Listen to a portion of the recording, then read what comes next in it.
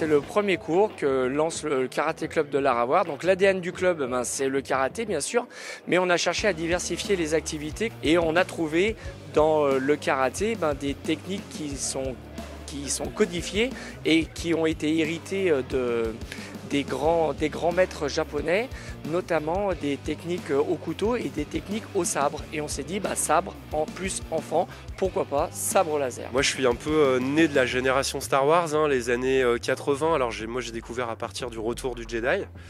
Puis c'est l'amour tout de suite, la science-fiction, c'est le space opéra, tout ce monde-là. Et puis surtout l'esthétisme.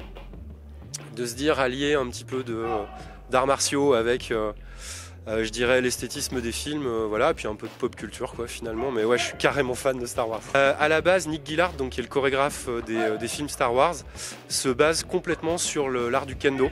Donc l'art, on va dire, pratique du sabre des samouraïs. Donc oui, il y a un côté très traditionnel, très lourd au niveau des frappes, et le but en fait est justement de l'adoucir pour avoir une base vraiment profonde d'arts martiaux, et après l'adoucir, faire des frappes en douceur, un petit peu comme on voit dans les films avec l'art Jedi. On aurait dit les films quoi, c'était bien.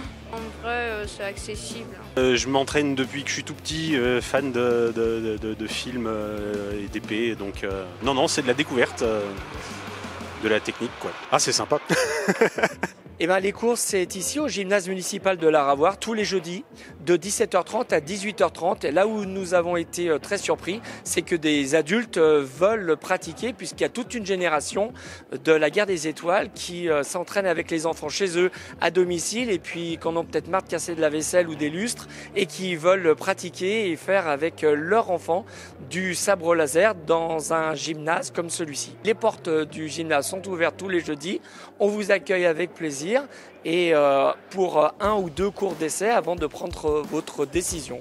Il n'y a pas besoin d'avoir de connaissances quelles qu'elles soient en arts martiaux, en escrime, on vient avec un t-shirt, un pantalon, le sourire, très important le sourire, du partage, l'échange. Si on a tenu un ballet dans sa vie et qu'on s'est amusé un jour à le lever, qu'on a joué, je sais pas, vous savez, un petit peu au chevalier là quand on était gamin, c'est la même chose à part qu'on est des grands enfants quoi.